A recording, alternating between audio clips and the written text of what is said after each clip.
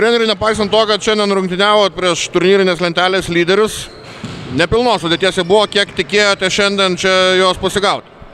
Na, neslėpsiu, tikrai tikėjau ir komandą tikėjau savo žaidėjais, nes jie buvo tik 8, bet jie skaičiai gynyba viską parodo, kad pritrūko, ypatingai gynyba 1-1. Pagrindė turbūt skirtumai įtakoja trečiojo ketvirčio pradžioje, kai pradėjo rungtyniauti smogiamaisiais penketais, kokie ten kriterijai leido varžovam nutolti. Gal pridėsiu, kad antro kėlinio vidurys irgi perlaužė, ten keli tolimi metimai krito ir tada jie perlaužė.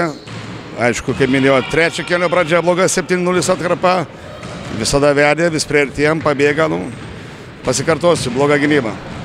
Balansuoja ten ties atkrintamųjų varžybų riba, žiūrint į lentelę, kiek patiems atrodo realu dar į tą 8-tuką prasimušti.